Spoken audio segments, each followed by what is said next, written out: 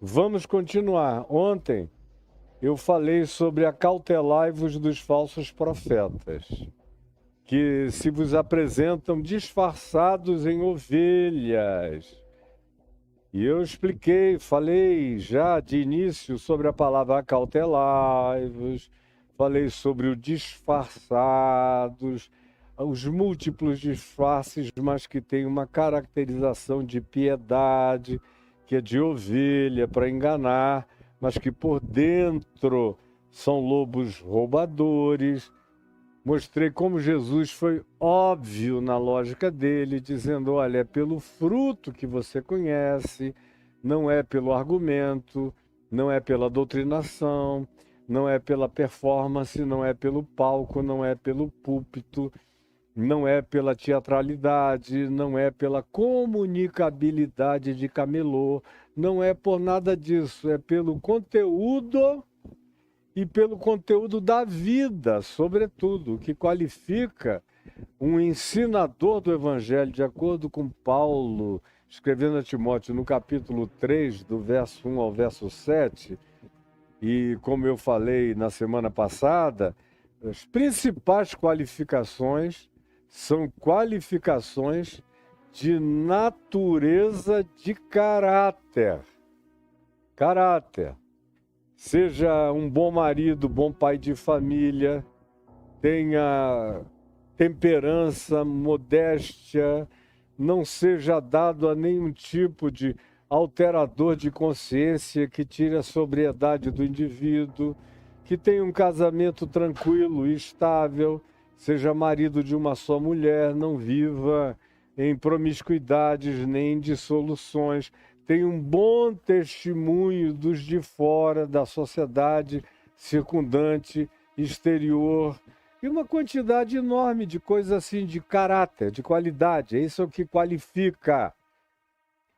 E as qualificações que não são de caráter são apenas aquelas: seja apto para ensinar, portanto tenha boa comunicabilidade, e carregue conteúdo bastante para ensinar, portanto, seja uma pessoa treinada, tenha alguma experiência, tenha andado e visto e aprendido, não seja um menino arrogante, vaidoso que entrou sem nenhuma moderação de pensamento, nenhum treinamento, nenhum discipulado, nenhum mestre, nenhum predecessor, ninguém a prestar contas, ninguém a conferir, a advertir, a exortar, a admoestar, a dizer ótimo e a dizer, ó, calma, por aqui nem tanto, modera para cá ou para lá. Essas são as qualificações de 1 Coríntios 3. Desculpa, 1 Timóteo 3. E Paulo diz em 2 Timóteo, também no capítulo 3, de 2 Timóteo, que quando essas qualificações do chamado bispo, ou do pastor, ou do crente, porque aquela não é uma qualificação só para líder, é alguma coisa que deve habitar a alma, o coração, a postura, a prática de todo discípulo. Quando isso não é praticado, quando isso é negligenciado, ou mesmo como nos nossos dias e em várias outras gerações anteriores, quando isso é desprezado, o que surge é o que Paulo descreve em 2 Timóteo no capítulo 3. O bispo se transforma no bicho, que é aquela figura, e Paulo está falando de bispo, pastor, apóstolo, líder, essas figuras que se tornam seres irreconhecíveis, monstrificáveis. Leia aí, está na sua mão ou no seu celular. É só escrever no Google, 1 Coríntios 3, aí você lê a qualificação para o bem. Aí escreve 2 Coríntios 3, aí você vê o que acontece quando você bota num lugar de preeminência de ensino, de pregação, de pastoreio, de qualquer que seja a posição de liderança, e a pessoa não tem qualificação de caráter, nem de consciência, nem de treinamento, ela surta. Inevitavelmente surta, vira bicho. como está dito por Paulo em 2 Timóteo, no capítulo 3. Leia, é um choque. 1 Timóteo 3 e 2 Timóteo 3 parecem ser dois lados da mesma moeda. Na primeira epístola a Timóteo é o bispo, com todas as boas qualidades. E em 2 Timóteo é o bicho, vestido de piedade, enganador, falso profeta, dissimulador, sem afeição pessoal, implacável, aproveitador, miseravelmente falso profeta. Quando você não leva em consideração a qualificação do caráter e vai botando o camelô para virar bispo, apóstolo, pastor, superintendente, seja lá o que for, você está ordenando monstros. E como eu disse ontem, citando Oséias 4:4, ele inicia com um líder, com um sacerdote, com um pastor, que vai dando configurações de perversidade, porque ele é um falso profeta, ao povo que o assiste. Mas depois de um tempo, o próprio povo cai na corrupção daquilo. E assim como no início, como foi o sacerdote, o povo se tornou, depois de um tempo, conforme ao povo, o sacerdote se retroalimenta e continua, de modo que há um processo de retroalimentação perversa. É por isso que a inocência do crente da congregação termina depois de um tempo. Como eu disse ontem, ele pode chegar muito inocentezinho, ignorante, sem saber de nada, vai sendo enganado, roubado, expropriado, usurpado, estuprado espiritualmente.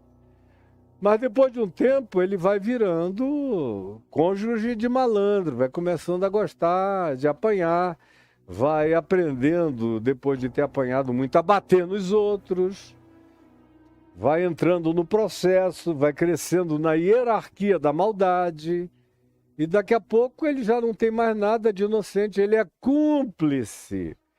Como eu vi e vejo acontecer há meio século com centenas e milhares de pessoas que de inocentes úteis se transformaram em pessoas que adquiriram e alimentaram uma determinada perversidade e perderam a isenção.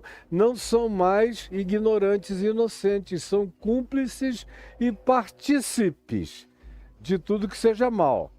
Bom, ontem eu dei o exemplo aqui dos frutos, pelos frutos os conhecereis. Não tem como você ficar equivocado.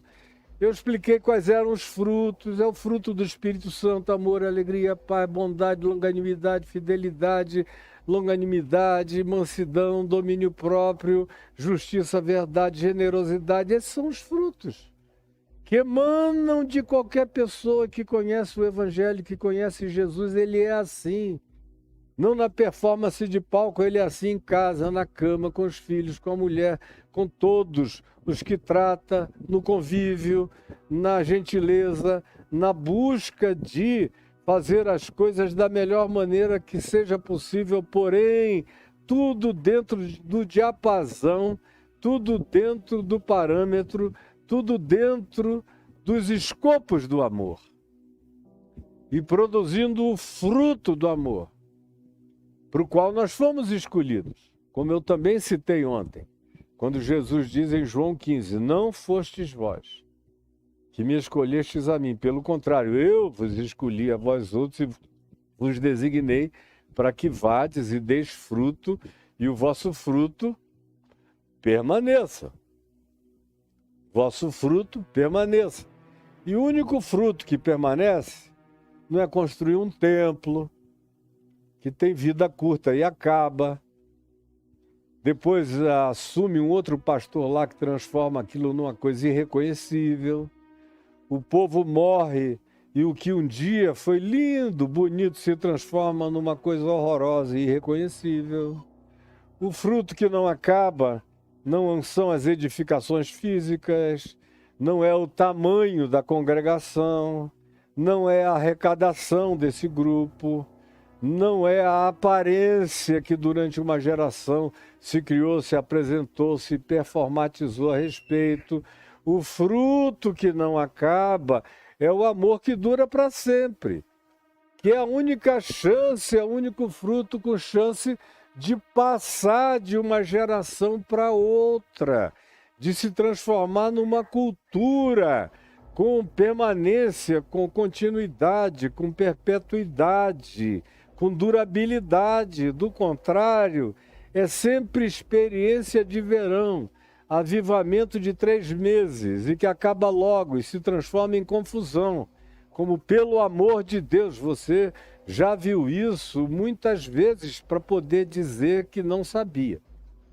Eu, então, não tenho nem condição de dizer qualquer coisa, porque, pelo amor de Deus, eu já vi por muitas vidas muitas coisas. E me cansei da maioria delas. Eu só tenho energia, chegando aos 70 anos, daqui a pouco, para aquilo que é bom. E eu não tenho energia para bobagem, para besteira, para fofoca, para isso, para aquilo. Me inclua fora dessa definitivamente de toda e qualquer lista sua.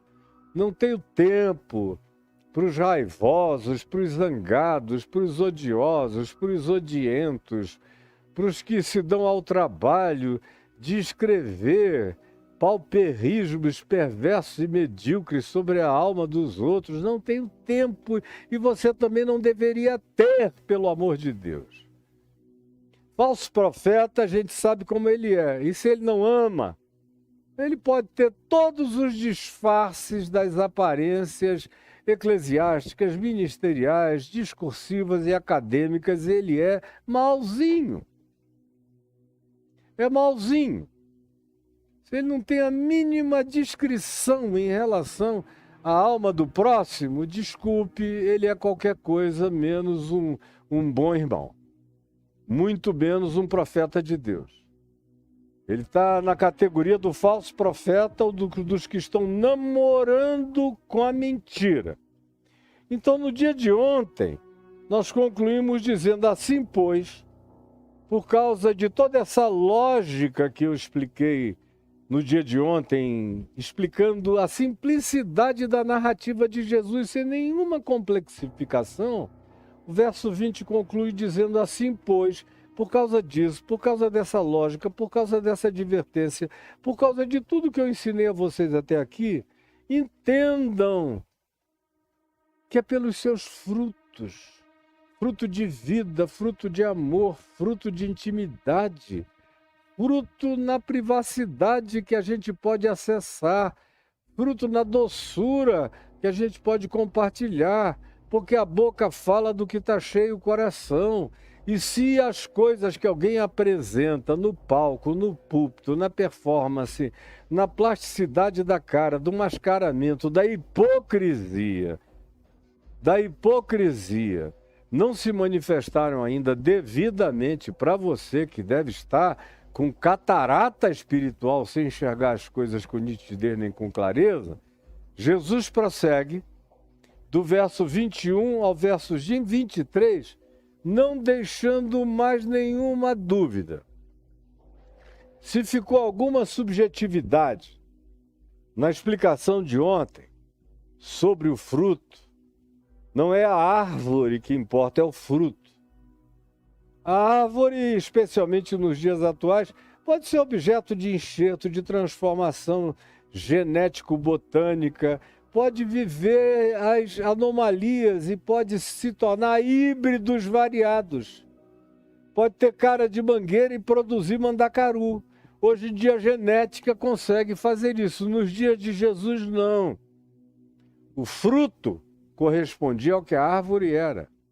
E eles faziam enxertos muito simples, como a gente vê em Paulo, em Romanos, no capítulo 11, já mencionando a tecnologia do enxerto, para fazer uma oliveira braba, tosca, que não tivesse a delicadeza de uma oliveira bem tratada, se abria um pedacinho nela e se fazia um enxerto e amarrava, para que ela tivesse a chance de se tornar frutuosa a partir da seiva nova e do ataviamento na figueira saudável e produtiva. É o máximo de hibridização que se chega, e não é hibridização, é apenas fortalecimento e melhoramento de um ramo que de outra feita não daria o fruto pertinente.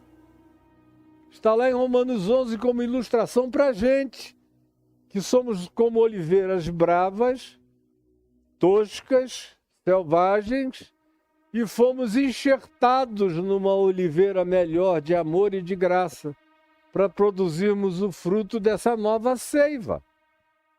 Se é que nos mantemos conectados a esse caule da verdade espiritual. Pois bem, com o falso profeta isso não acontece.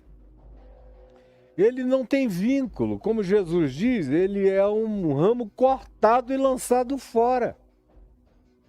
Ele pretende dar fruto de si mesmo.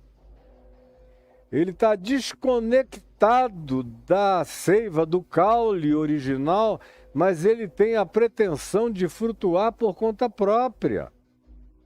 Ele acha que ele decide por si mesmo quais são as coisas que vão definitivamente aparecer e que Deus vai validar, embora seja tudo artificial. Seja uva de cera, maçã de cera, seja tudo feito em laboratório, não seja nada natural, nada verdadeiro, nada concreto, nada que alimente, nada que tenha semente, nada que se reproduza, nada que vá adiante. O dia de ontem foi simples e, porém, explícito, quanto a não deixar nenhuma dúvida a esse respeito.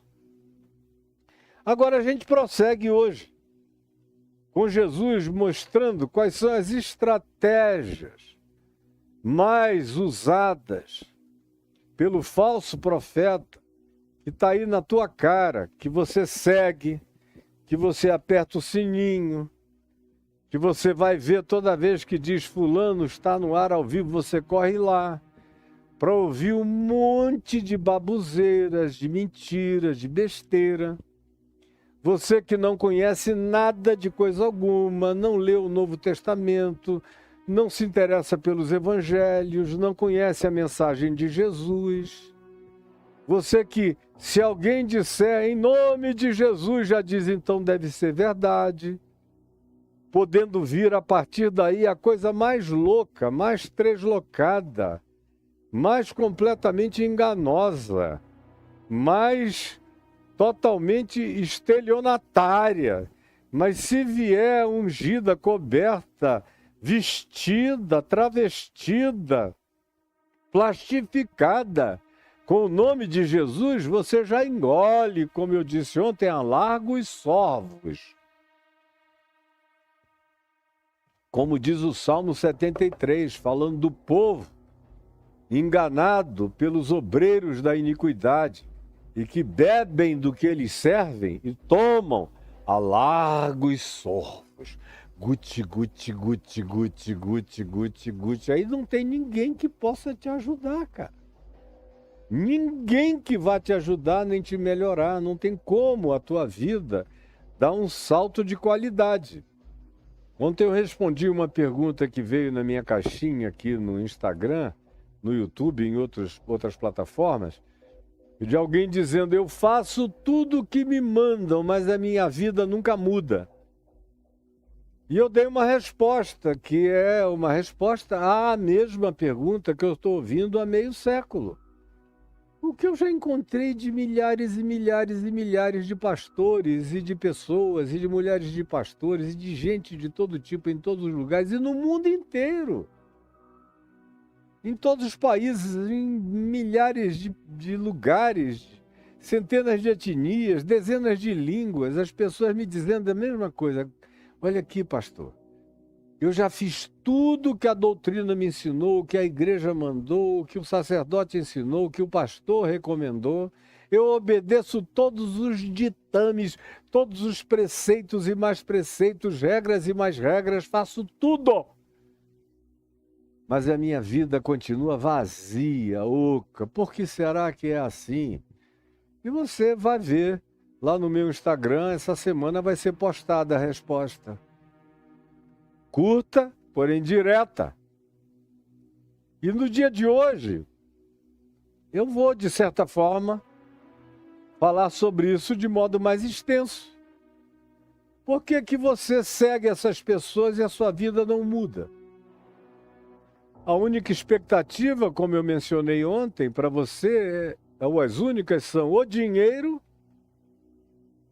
da teologia da prosperidade, que é o que vocês engolem e comem no cardápio dessa maldade, ou a teologia do domínio, vocês que são complexados, têm complexo de inferioridade, querem fazer parte de uma torcida organizada religiosa, que tem uma bancada enorme, que defina leis, que vote isenção de impostos para igrejas, pastores, entidades, que transformem vocês em ayatolás superiores, pairando como eminências pardas acima da República, que não tem nada a ver com Jesus, que disse que o Filho do Homem não veio para receber isenção, não veio para ser servido, mas para servir e dar a sua vida em resgate de muitos. Quando perguntaram em Mateus 18, a gente vai ver adiante, a Pedro, vosso mestre paga o imposto? Pedro disse, paga. Foi falar com Jesus e Jesus disse, olha, o imposto está ali, vai lá e pega, paga por mim e por ti. E quando perguntaram de quem era a moeda, de quem a gente deve pagar imposto a César, Jesus pegou uma moeda e disse, de quem é essa cara aqui? De quem é esse rosto? Aí eles disseram, é de César. Ele disse, então peguem essa pataca aqui e deem para César, é o que ele gosta. Ele come isso, ele vive disso. E deem a Deus o que é de Deus. Mas não me venham com essas perguntinhas apalhaçadas, querendo me testar. Porque, na realidade, o meu reino não é deste mundo. Eu não estou aqui para buscar esses favorecimentos que acabaram nos corrompendo por completo nos últimos 1.700 anos, desde que o imperador Constantino corrompeu fundamentalmente o que restava de essência, apesar dos equívocos, mas de evangelho na Igreja de Cristo. E aí a gente se tornou essa coisa, essa hidra, esse monstro, essa besta que emerge da terra, esse falso profeta que abençoa todos os sistemas políticos que lhes tragam favorecimentos e que são sistemas alimentados pelos falsos profetas. Como eu disse a vocês ontem, repito hoje, o único profeta do Velho Testamento que andou pela corte durante algum tempo, enquanto o rei era bom, que era o rei Ezequias, foi Isaías. Mas não sem perseguição interna, não sem fogo amigo. Jeremias foi acusado de traidor, porque profetizou que Nabucodonosor ia levá-los para o cativeiro por causa do pecado deles, dos judeus. Ezequiel tinha origem sacerdotal, mas não conseguiu conviver com a religião sacerdotal, porque a palavra de Deus que lhe veio foi tão poderosa nas profecias que ele carregou, que ele passou a ser odiado pela religião. E os demais profetas todos eram entes da marginalidade, concluindo com João Batista, onde esse ciclo se encerra de acordo com Jesus. Porque você esperaria que fosse diferente? Que um governo estivesse cheio de profetas verdadeiros. Você viu Elias sendo servido nas cortes? O Eliseu? Você viu Samuel se servindo das cortes? Você viu Jesus na corte de Herodes, de Pilatos? Você viu o apóstolo Paulo nas cortes a não ser preso, ou sendo levado para a corte para dar um testemunho e ser aprisionado de novo? Nas cortes você só vê desde a antiguidade os falsos profetas. Mas eles cumprem um papel religioso fundamental nas cortes políticas desde os dias e os tempos mais primitivos da civilização humana. não apenas vinculadamente a Israel, mas a qualquer outra natureza arquetípica de religião. Você tem o cacique, você tem o pajé. Você tem o líder religioso e você tem o líder secular do Estado. E um beneficia o outro. É uma troca que não cessa. É uma arquetipia que está presente em Apocalipse 13, porque ela é durável. Ela estava presente também no Império Romano, onde o César era a besta que emergia do mar, com poder sobre muitos e sobre todos, e a religião do imperador o abençoava. E já havia a profecia do apóstolo João dizendo que o próprio grupo do Evangelho de Jesus iria entrar num estado de apostasia e de perversão, em que a besta que emerge do mar iria continuar a ser os sistemas políticos, a grande Babilônia do mundo inteiro, e a besta que emerge da terra iria ser o sistema político religioso que estaria travestido de evangelho, mas não passaria de uma meretriz enganosa. Meu Deus, estava tudo dito, está tudo escrito. Não há por que ninguém se equivocar com nada, a menos que você queira ser enganado. Como a maioria de vocês gosta. E a verdade dita de maneira tão clara, tão contundente, tão blunt, como eu falo aqui, você não quer nem ouvir. Você se choca. Mas eu estou falando para seres humanos que têm um bom coração. Gente de boa vontade, gente que quer o evangelho, gente que não desistiu, gente que quer aprender, gente que não quer nivelar por baixo, gente que de fato quer viver segundo Deus em obediência ao evangelho sem se deixarem enganar, gente que quer fazer parte desses eleitos que são eleitos porque escolhem todo dia o lado melhor da vida. São os eleitos porque escolhem e se esforçam, como Jesus mandou em Lucas 13, por entrar pela porta estreita, por escolher o melhor lado da vida todo dia. De modo que eleito é quem escolhe bem. E se torna eleito, já era eleito para ser eleito, para escolher a vida de um eleito e sem ter nenhum supremacismo, sabendo que se é, demonstra pelo fruto que dá. E se não der fruto, é porque não é. E o resto é só conflito calvinista armeniano desprezível e feio, nojento, filosoficamente e teologicamente toscos. Toscos. Mas Jesus diz, prosseguindo sobre os falsos profetas, prosseguindo ao dizer pelos seus frutos, é pela vida, é pelo que desabrocha como decorrência de amor na vida dessas pessoas que vocês vão conhecê-las. E não se impressionem com dissimulações, porque haverá muitos disfarces. Muitos. Nem todo mundo consegue conviver com a intimidade das pessoas, que é onde o fruto artificial do palco, do púlpito, da performance, dá lugar ao fruto real do espinho, do espinheiro, daquilo que é veneno e que faz mal. E que geralmente quem prova é a mulher, são os filhos, são os da casa, são os íntimos, são os próximos, é que sabem que é tudo mentira. Mas o grande público, que só vê de luneta e à distância, fica enganado porque quer ser enganado durante aquele tempo que eu disse, mas chega uma hora em que termina, inclusive, para você o prazo de validade. Já terminou o seu prazo de validade. Você agora se tornou cúmplice.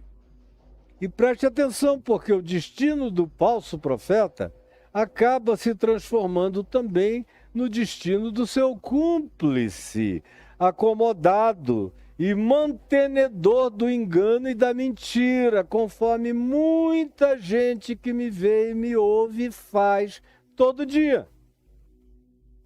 O que é que Jesus diz do verso 21 em diante, descrevendo os disfarces? Primeiro disfarce, que não está presente em todos, mas já foi o maior de todos os disfarces durante muito tempo, era a alegação ortodoxa, a ortodoxia, que significa literalmente o reto caminho.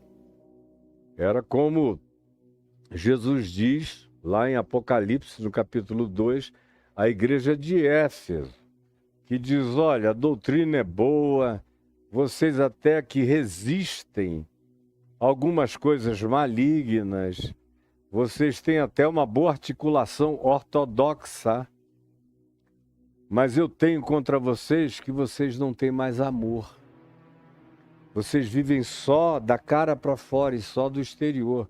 Isso nos bons tempos da igreja de Éfeso, há 2000 anos, antes do cristianismo. Estava já começando a se corromper, a trocar doutrinação, academicismo, ortodoxia de declarações e de confissões em detrimento do amor, que é o que valida tudo. Porque você pode ter a doutrina certa, fazer as coisas certas, ter a fé que remove montanhas, ter as obras sociais chocantes que ajudam os pobres, mas Paulo diz que se você não tiver amor, e é Jesus quem diz isso também, em Mateus 25, nada disso te aproveitará. Você é um latão, você é um sino batendo, você é só dor para o tímpano da alma, é só isso que você é. Mas o primeiro disfarce é a ortodoxia. Como Jesus diz, nem todo o que me diz. E Jesus se coloca nesse lugar do juízo final. Ele não diz todo aquele que diz, mas ele diz todo aquele que me diz. Portanto, é um cara que diz, Jesus, tu és o Senhor, só Jesus é o Senhor. Tem que declarar que Jesus é o Senhor. Quem não declara que Jesus é o Senhor está perdido. Eu declaro que Jesus é o Senhor. Declare comigo que Jesus é o Senhor. Dá uma aparência extraordinariamente forte, mas não para Jesus. Para Jesus, essa dissimulação não conta. Ele não leva a sério a tua ortodoxia. Nem o irmão dele, Tiago, nem os apóstolos. Tiago diz, mostra-me a tua ortodoxia, sem obras, sem fruto, sem a prática do amor e dos filhos do amor. E eu, com a prática do meu amor, com a prática das minhas obras, calado, em silêncio, sem nenhuma confissão, te demonstrarei a natureza e a qualidade da minha fé. Porque a fé, sem fruto, está morta. Assim como o corpo sem espírito está morto. Portanto, não é possível, nem vestido da imbecilidade mais dramaticamente aprofundada na cognitividade, você não venha me dizer que não entendeu. É Jesus que está dizendo, nem todo o que me diz para mim, usando meu nome, Senhor, meu Senhor, louvado seja o Senhor, glória ao Senhor, entrará no reino dos céus, nem todo.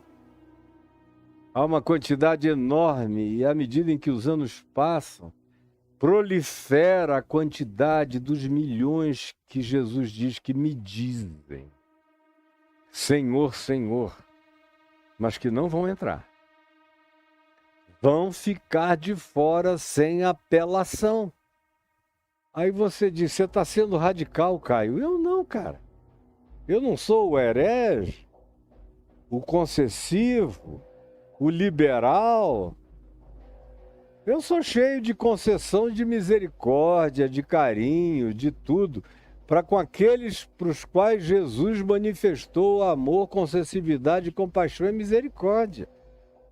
E digo tudo o que Jesus disse para aqueles aos quais Jesus disse o que eu estou repetindo aqui, que são hipócritas, fariseus, falsos profetas, religiosos mentirosos, disfarçados, enganadores do povo, cultuadores de mamon, interessados na tua grana, aproveitadores, sedutores, corruptores, perversos, inafeiçoados, todos esses que estão descritos em 2 Timóteo 3 e que você chama de meu pastor, meu bispo e meu apóstolo.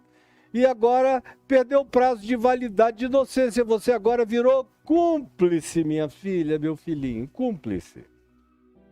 É Jesus que diz. Primeiro disfarce é esse. É dizer Senhor, Senhor.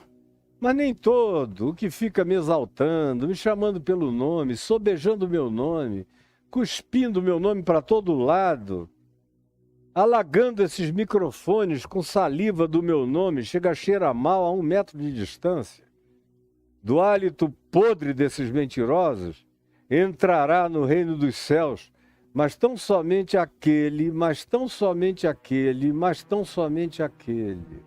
Você entendeu? Você sabe o que significa em português? Mas tão somente aquele. Você sabe o que significa em português? Mas tão somente aquele. Significa mas tão somente aquele. Que faz, que realiza, que pratica, que encarna, que obedece à vontade do meu Pai. E a vontade do meu Pai não vem por um profeta, nem por uma profetisa, nem por abrir a Bíblia e botar o dedo no horoscopismo, como se a Bíblia fosse uma tábua de tarô. A vontade do meu Pai que está nos céus, Jesus diz qual é.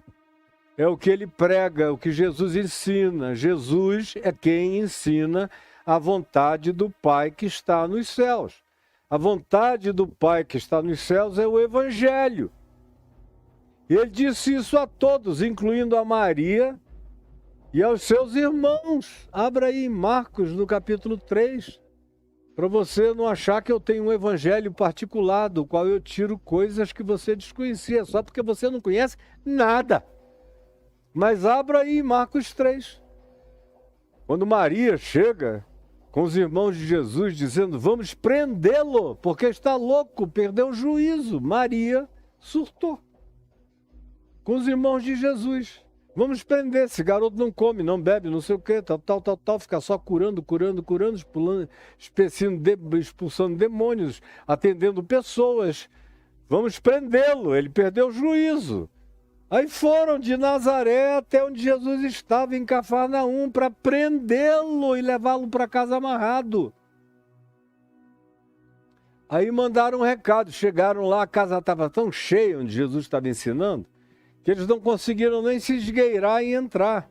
Mas Maria, do alto do poder maternal dela, naquele momento de surto, do qual ela veio a se arrepender infinitamente, muitas vezes depois, quando a ficha dela definitivamente caiu, porque a ficha dela foi caindo devagar, ela foi montando as coisas no coração até haver o apocalipse final, a revelação final, quando ela entendeu tudo.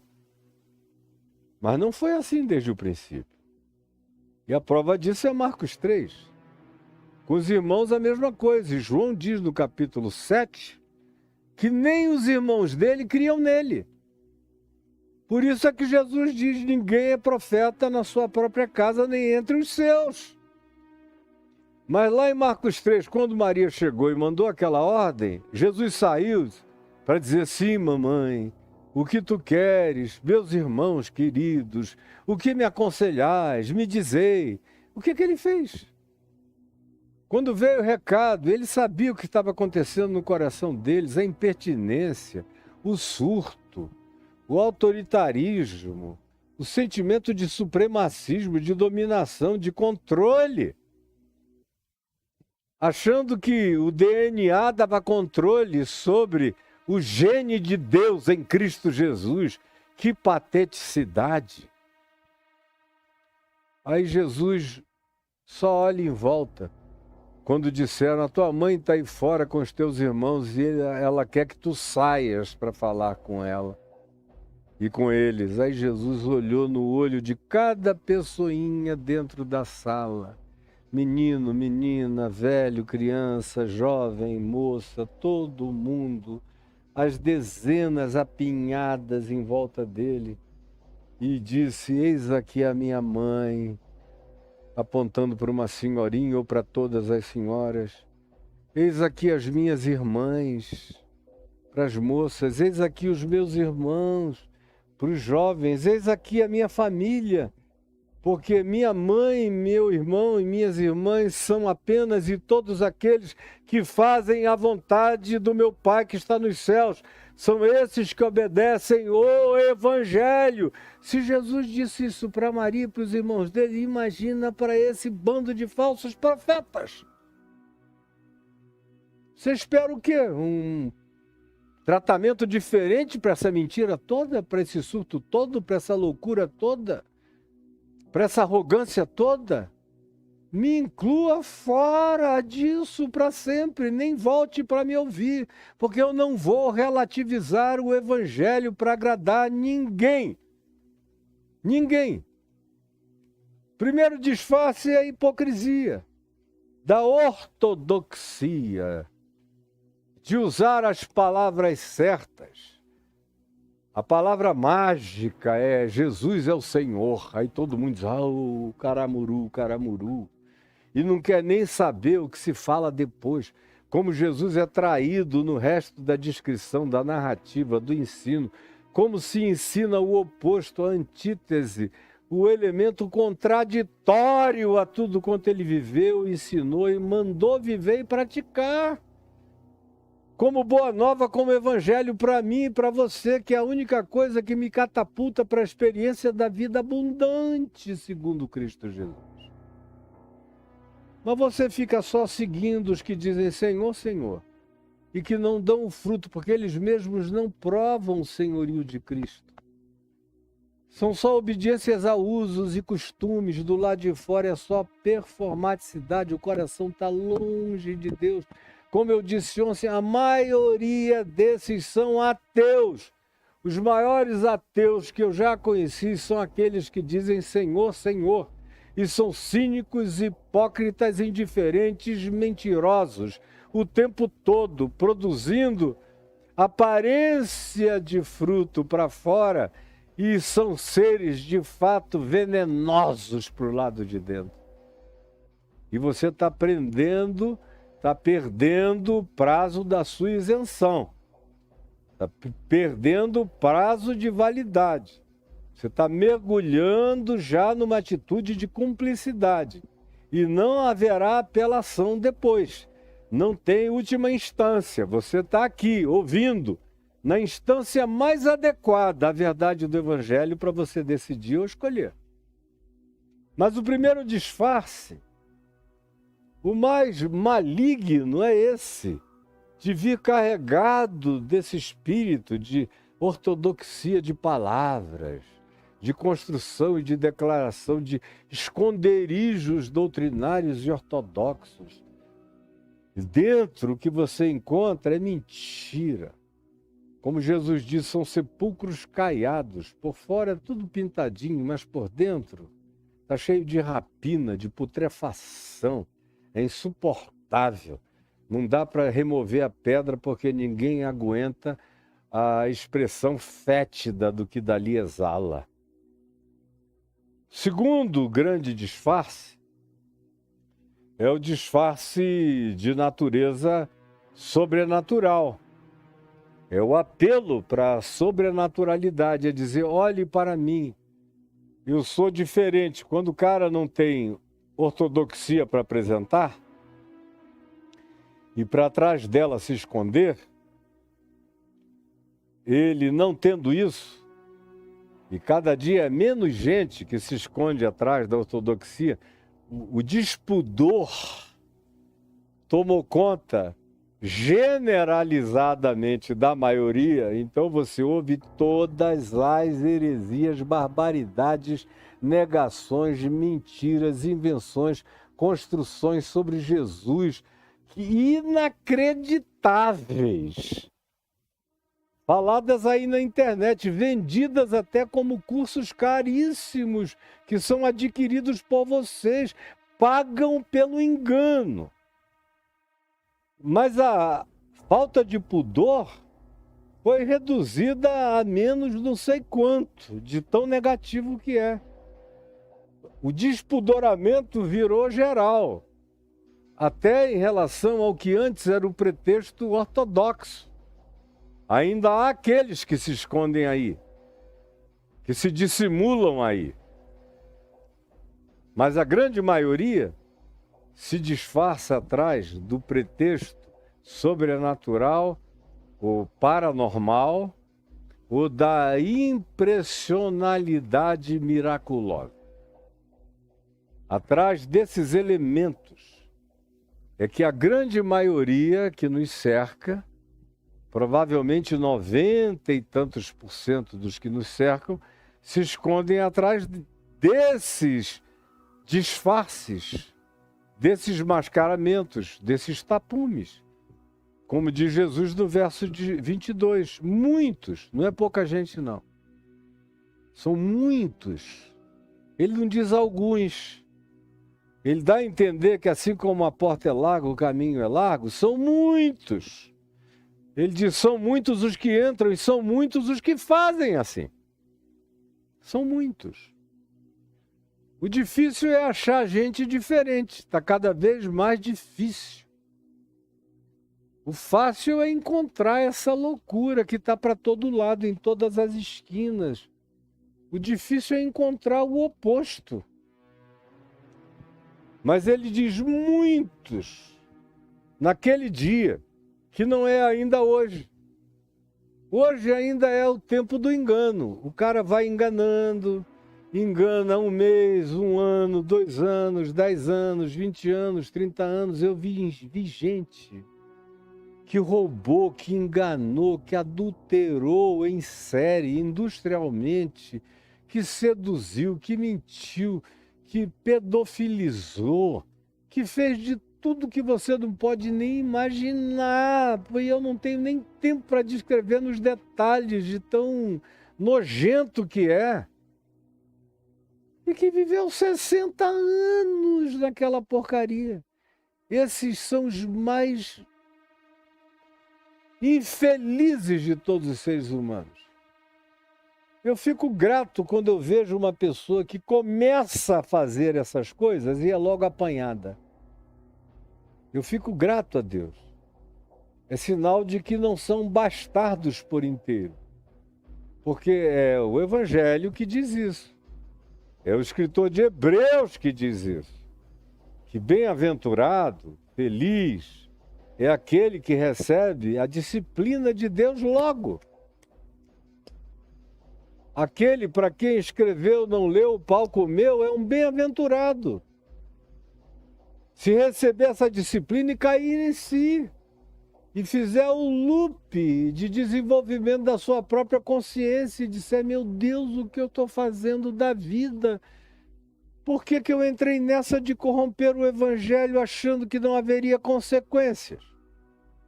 Bem-aventurados esses que não ficam muito tempo no processo e são logo disciplinados, acachapados e esmagados suficientemente para caírem em si e para se levantarem e para buscarem uma nova vida. Mas são poucos, infelizmente.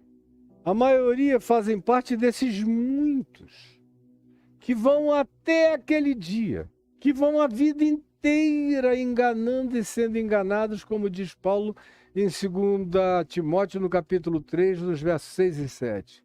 Seguem enganando e sendo enganados, enganando e sendo enganados até aquele dia.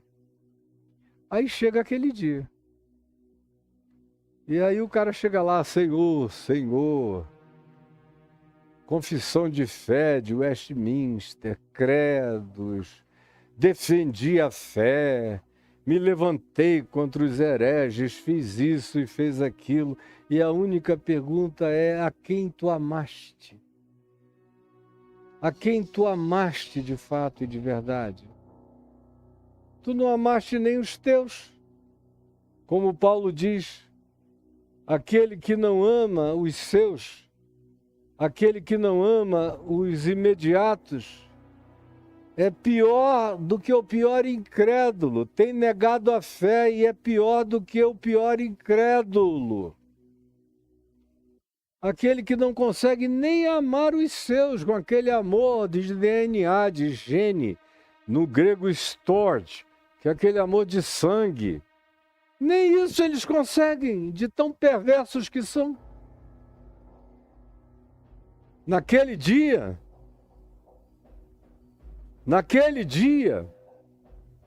você vai conhecer o significado daquele dia se você continuar vivendo um dia depois do outro do jeito que você está vivendo. Naquele dia hão de dizer-me, outra vez Jesus se põe como protagonista ouvinte dessa tentativa dissimuladora e com dissuasão que esses falsos profetas trarão a ele na perspectiva de desviar a justiça do reino de Deus. Naquele dia, muitos hão de dizer-me. Outra vez ele se coloca no lugar. Eles virão com essa conversa para mim, dizendo: Senhor, Senhor, todo mundo chega. Bota lá na placa, Jesus Cristo é o Senhor, mas é só fachada. Dentro não tem nada de evangelho, nada do senhorio de Cristo, é só para fora. Naquele dia, muitos me dirão: Senhor, Senhor, meu Deus, eu te amei, eu te honrei, eu te dizimei, eu te fiz propostas, eu estive presente, eu odiei os que te odiavam, eu fiz meus inimigos, todos aqueles que não concordavam com a doutrina que eu ensinava, por amor ao teu nome, Senhor. Também, porventura, tu que és o Senhor, não estás vendo a gente, não estás olhando para nós? Porque nessa hora o corporativismo dos falsos profetas acontece. É a bancada dos falsos profetas, é a bancada dos mentirosos. Eles se unem, eles andam em grupo, eles se defendem até contra Deus, até contra o juízo. Eles acham que um concílio deles pode mudar a vontade de Deus. Eles acham que o fisiologismo dos interesses perversos deles, sendo uma maioria de acordo com os interesses malévolos, que a maioria deles suplanta a vontade revelada de Deus. Que até o evangelho é relativizado pela maioria fisiológica e grupal e clubesca e perversa que eles representam e criam para representar os seus interesses mais malignos. Muitos naquele dia hão de dizer-me: Senhor, ó Senhor, quanta hipocrisia! Porventura não temos nós, nosso grupo, nossa doutrina, nosso movimento, nossa maioria, nossas mega-igrejas, nosso ajuntamento, nossa teologia do domínio, nossa prosperidade, nossas miraculosidades, nossas campanhas de impressão, nossas hipnoses, nossas sugestões. Porventura não temos nós usado todos os meios e recursos possíveis para aproximar a impressionabilidade divina da mente humana fraca? Porventura não temos nós profetizado em teu nome? Somos nós, a nossa profecia. O que a gente quer, mas é em teu nome. É o que a gente delibera, mas é em teu nome. É o que vai voltar como benefício, supostamente, para nós de modo imediato. A gente faz isso em teu nome. A profecia é nossa, o nome é o teu. Mas tu já devias ficar feliz por nós estarmos usando o teu nome. Parece que estão fazendo um favor a Deus por mentirem em nome de Jesus, trazendo as profecias das suas falsidades. Como são perversos, meu Deus! Em teu nome, também no teu nome, nós expelimos demônios. E os demônios saem. E o nosso ministério cresce. E a gente diz que nós somos poderosos. Em teu nome, não tem ninguém como nós. E é no teu nome que a gente expulsa demônios e a gente cobra por esses favores. Afinal de contas, se não fôssemos nós, continuaria todo mundo endemoninhado. Agora eles mudaram de categoria de endemoninhamento. Eles não estão mais endemoninhados com os demônios de uma determinada cultura assim pré-designada e ficaram endemoninhados dos espíritos malignos que habitam os nossos templos de mentira, de engano, de hipocrisia e de dissimulação, que são inclusive de uma casta muito mais maligna e difícil de ser expulsa. Não tem casta pior do que a casta do espírito religioso, do falso profeta enganoso. Esse é o pior tipo de demônio, é o pior tipo de legião. E que está presente, habitando aí os grupos para todos os lados. É demônio, como Paulo disse, eu não estou inventando. É Paulo que diz em 1 aos Coríntios, no capítulo 8, porventura no deserto, os filhos de Israel, nos sacrifícios que ofereceram a Deus? Paulo pergunta e responde: em verdade eu vos digo que não. Foi a demônios que eles sacrificaram em nome de Deus no deserto. Foi a demônios que eles sacrificaram em nome de Deus no deserto. Agora, você não quer entender o Evangelho, o Novo Testamento, a mensagem dos apóstolos, não quer entender mesmo. E vai continuar engolindo juízo. Vai ficar empanzinado de juízo, porque o teu prazo de validade está acabando, se já não acabou, minha filha. Meu filho, em teu nome temos profetizado, em teu nome expelimos demônio. Ficamos com os louros disso. E é em teu nome que fazemos milagres, é em teu nome, a gente usa o teu nome. O resto é sugestão, é hipnose, é o grupo, assim como os demônios. E eu assisto há anos e anos e anos, quase nunca eu vejo um demônio ali, eu só vejo histéricos, sugestionados e alguns contratados pelo marketing desses grupos para fazerem papel de endemoninhados e pararem na hora do intervalo comercial para voltarem à possessão depois do intervalo do show que eles apresentam enganando você. E você aplaude e continua e dá uma grana e merece se tornar cúmplice dessa maldade. Cada dia você tem menos desculpas. E o milagre é fajuto. É por isso que tem um monte de gente sincera que descrede tudo, que descrede milagre, descrede qualquer intervenção sobrenatural, descrede tudo porque só vê mentirosos, fajutas, enganosos, enganando o povo com as suas dissimulações, fazem curso de hipnose, de sugestão de massa, de controle de mente. Eu conheço os professores deles e vocês são os cobaias. Até que chega a hora que, depois de um tempo, pela 7ª vez eu repito, o seu prazo de validade esgota e você, de inocente útil, vira cúmplice. Porventura, em teu nome, não fizemos milagres? E você veja que eles tomam para eles mesmos todas as glórias dessas operações. Em teu nome nós temos profetizado, a profecia é deles.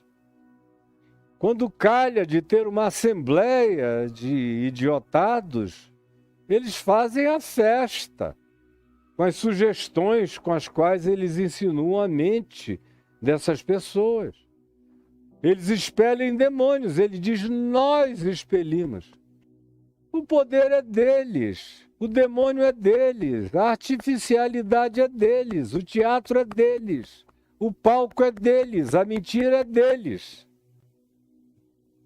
E os milagres têm a mesma natureza de magia, de falsificação, de Simão o Mágico. de Elimas o mágico, de Simão de Samaria.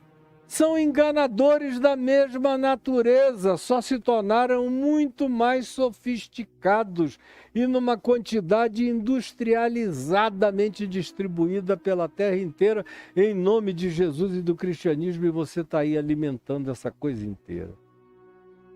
Aí Jesus diz no verso 23, para a gente concluir no dia de hoje, nessa sexta-feira: então lhes direi explicitamente. Olha para mim.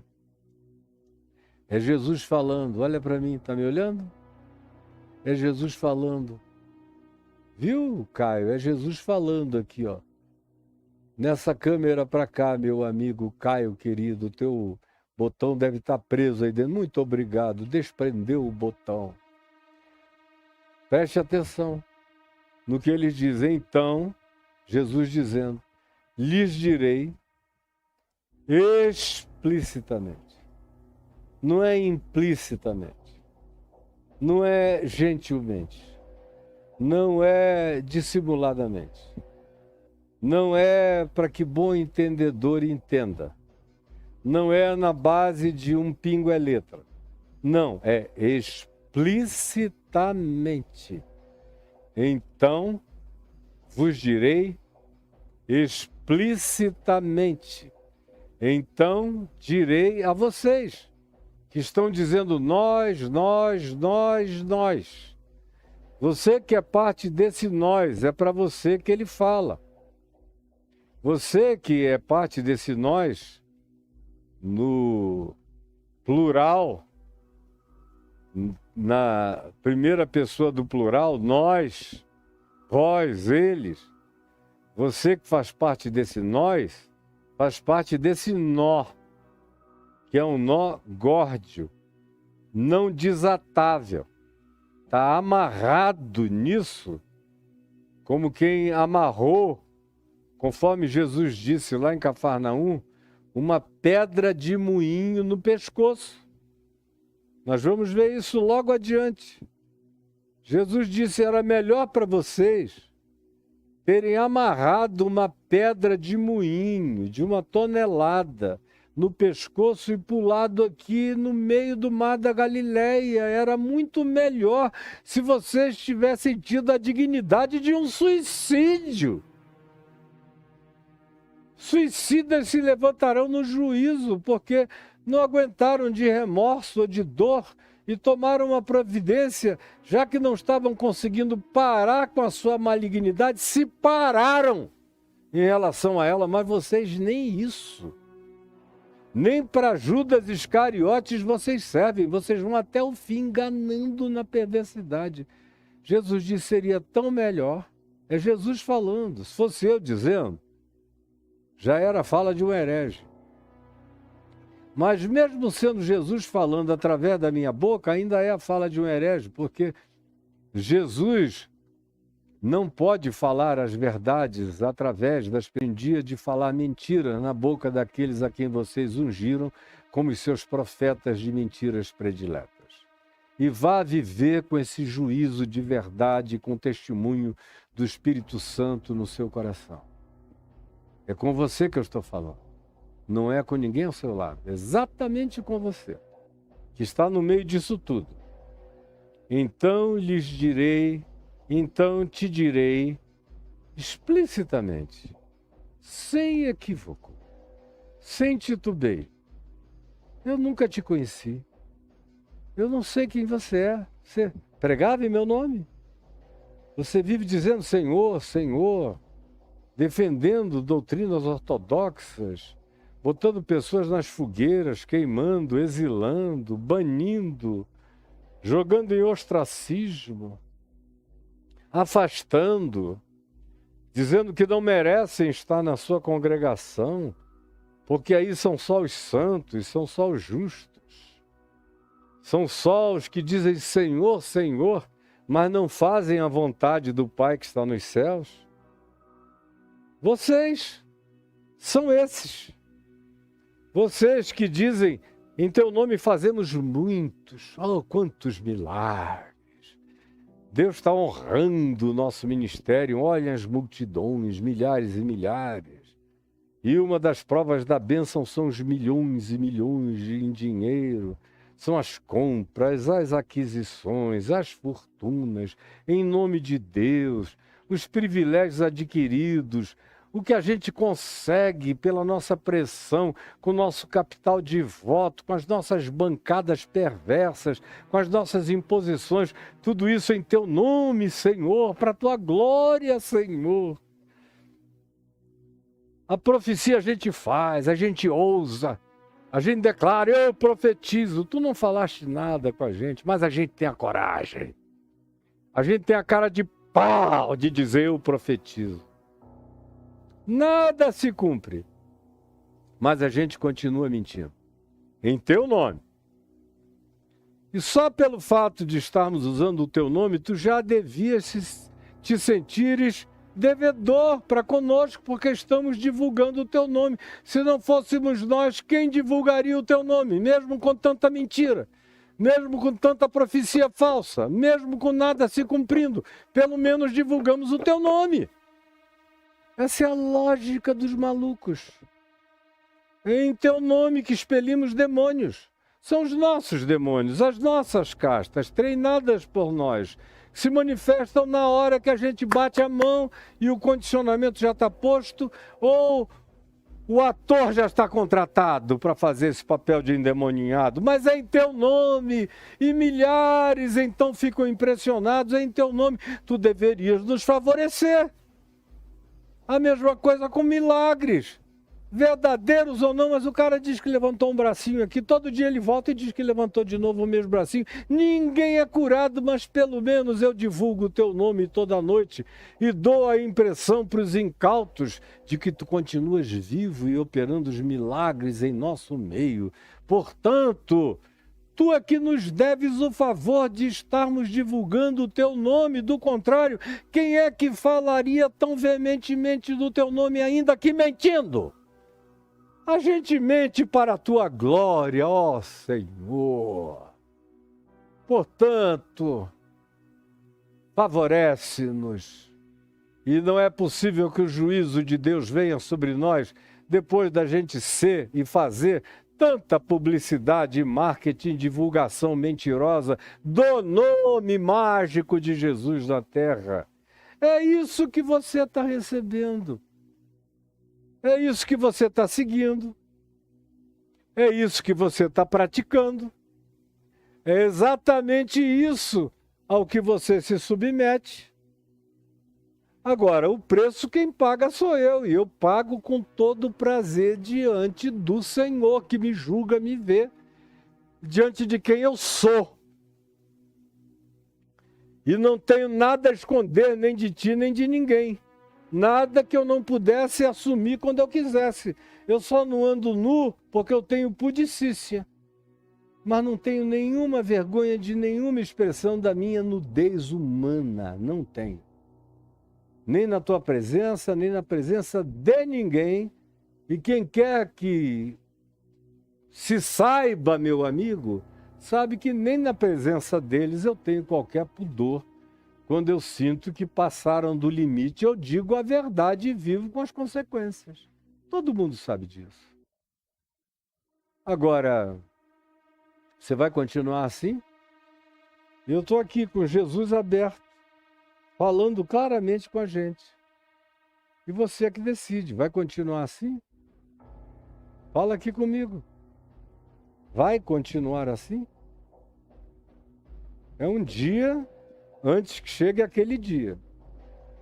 Aquele dia inapelavelmente vai chegar e não vai ter a portinha do rato. Por enquanto, tem sempre aquele buraquinho do rato para o cara passar. Nesse dia chamado hoje, sabe aqueles buraquinhos de rato de desenho animado? Que o ratinho passa, escapa para dentro da parede do mundo paralelo da casa, dessas animações antigas, tinha sempre um buraquinho para o ratinho. Continua a ver um buraquinho para o ratinho se você entrar pelo buraquinho hoje, arrependido, quebrantado, dizendo: Deus me livre e me salve. Do contrário, cara, vai chegar o dia em que o buraquinho vai fechar. Na linguagem de Jesus, chega o dia em que a porta fecha. Porta fecha e você fica de fora batendo. E não adianta a argumentação, como a gente viu ontem, vai ficar de fora batendo. E vai ter que viver com as consequências. E o reino de Deus não é feito de uma grande multidão, de uma maioria. As testemunhas genuínas do Evangelho, Jesus chamou de pequenino rebanho, ao qual meu Pai agradou-se em dar o seu reino. Pequenino rebanho da porta estreita, do caminho estreito, das escolhas que são contra a cultura da maldade contemporânea e vigente. É uma decisão de andar no fluxo de Cristo contra o fluxo da maldade prevalente. Inclusive, e sobretudo, essa ensinada mentirosamente em nome de Jesus, como Jesus disse, em meu nome, como religião, dissimulando, enganando, pervertendo, como Jesus também disse, criando dos enganados e tornando esses prosélitos 2 vezes mais filhos do inferno do que aqueles que os iniciaram. São guias cegos guiando os cegos. O juízo não tarda. Vai chegar aquele dia, ninguém sabe quando esse dia chega para nenhum de nós. Mas chega o dia. Inapelavelmente. Senhor Jesus, eu disse o que eu tinha que dizer. E eu não preciso de dizer mais nada, porque não há nada a ser criado, acrescentado, nem inventado. Nem tampouco diminuído, nem tirado. O que tu disseste é o que é. E bem-aventurado é aquele que se dispõe a acolher a tua palavra, para viver e fazer a tua vontade, com simplicidade e pureza de coração. E, por favor, salva-nos dessas miragens perversas, que já foram, inclusive, naturalizadas pela maioria. Mas enquanto estamos nesse dia chamado hoje, que é dia de salvação, que é dia de oportunidade, que é dia de luz, que é dia de graça, que é dia de chance, permite que os olhos de alguns se abram e que as mudanças dramáticas, poderosas, vertiginosas, alteradoras, incomparáveis, aconteçam no coração daquele que disser: eu quero para mim, eu quero parar de brincar de Senhor, Senhor, de profecia, de demônio, de milagre, de diabo, de religião, de dinheiro, de engano, de doutrinação. Quero parar e quero viver a pureza mais simples e genuína do Evangelho do Reino de Deus, como Jesus desejou que eu fosse, não mais do que uma criança, para entrar no reino dos céus. É o que eu te imploro, que de milagre aconteça em mim e aconteça em todos. O que com verdade sincera estejam dizendo amém. Todos os que com verdade sincera estejam dizendo amém. É o que eu te peço em teu nome, Jesus. Amém e amém.